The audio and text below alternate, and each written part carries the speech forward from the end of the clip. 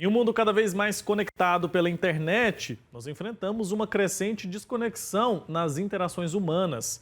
A falta de diálogo tem sido apontada como um fator que mina relações pessoais e o desenvolvimento social também, o que traz inúmeros prejuízos para a nossa vida em diferentes aspectos. Eu convidei o psicólogo Hélio Benito para conversar comigo sobre esse assunto. Ele está conectado aqui com a gente agora. Bom dia, bem-vindo. Bom dia, tudo bem, Wilker? Prazer em revê-lo. Prazer revê-lo também, sempre bom recebê-lo, ainda mais para falar sobre assuntos que interessam tanto, né? A nossa vida, as nossas relações. Quais são então os principais fatores que têm contribuído para a diminuição do diálogo nas relações pessoais ultimamente? Porque o que a gente tem percebido é que a cada dia a gente conversa com mais gente, mas relações de fato parece que têm diminuído. Exatamente. E interessante você colocar esse ponto das interações sociais estão direcionadas a uma tela, né? Então a gente percebe que existe uma ideia de que estamos conectados, conversando, buscando conteúdo, mas de fato a gente não consegue mais parar, a gente não consegue mais escutar, né? A gente não consegue mais interagir com as pessoas, de fato. Aquela que está no nosso lado, aquela que está no nosso dia a dia. Quantas e quantas vezes a gente está vendo uma mesa onde as pessoas buscam se socializar e realmente estão lá, todo mundo vidrados numa tela, né? E a gente percebe que o nosso imediatismo está crescendo, né? Eu digo isso até quando a gente começa a conversar com uma pessoa, parece que ninguém mais tem paciência para escutar. A gente tem agora no WhatsApp aquela ferramenta de acelerar o áudio, parece que querem fazer isso na vida real também. Você está conversando com alguém, é comum você perceber que a pessoa interrompe, a pessoa não permite que a outra complete a linha de raciocínio, parece que está sempre com pressa, parece que não tem paciência para escutar a outra. E interessante que essa pressa, ela é determinada realmente por uma configuração. Se você prestar atenção, as mídias que a gente trabalha hoje, ele tem tempo, né? É 15 segundos, você não pode passar mais de 1 minuto e meio, que o vídeo já fica sobrecarregado, já fica batido. Então a gente tem que ser bem, não sendo espontâneo, mas a gente sendo instantâneo.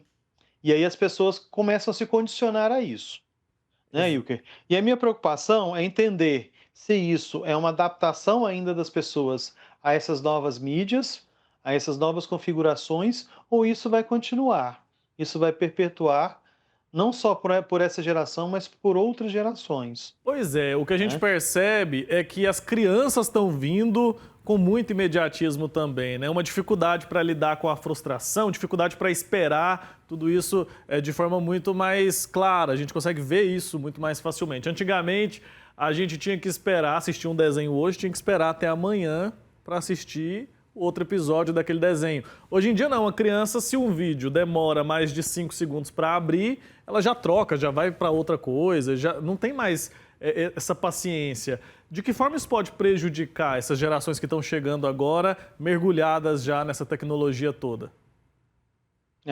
O que a gente pode apontar é realmente essa padronização do comportamento, né?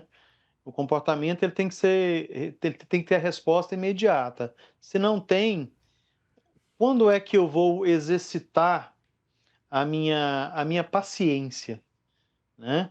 E é interessante você fazer menção a essa geração que tem essa tela instantânea. A gente tem hoje, a gente está falando no prenúncio do IA, que já vai te dar a resposta instantaneamente, né?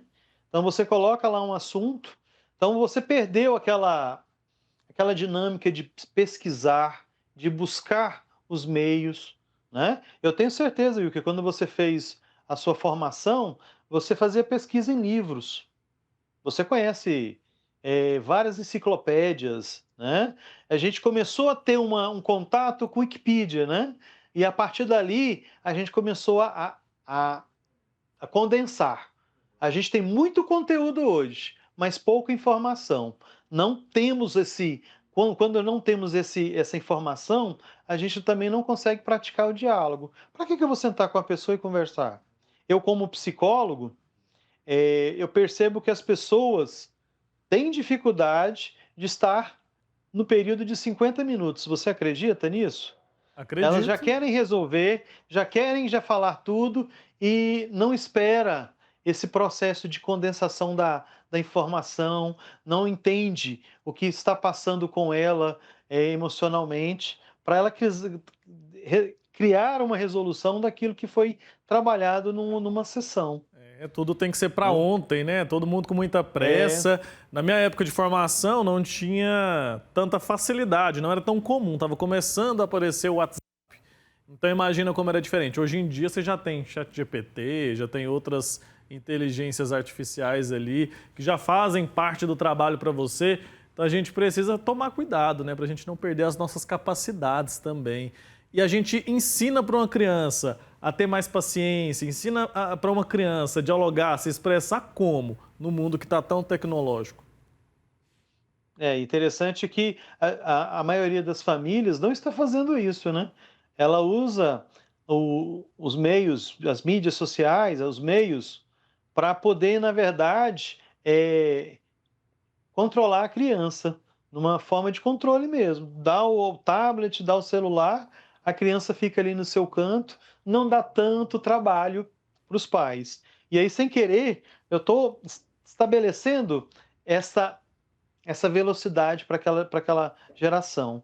Então as crianças ficam mesmo nessa ânsia, nessa angústia de que, eu preciso responder, eu preciso ter a resposta daquele conteúdo de forma imediata, porque não é dada a paciência para mim mais, não é treinada isso dentro do meu lar, né. Você lembra, você estava falando do desenho, imagina as gerações anteriores que se trocavam cartas, que levavam semanas para uma carta chegar para outra e você continuar dando aquele diálogo.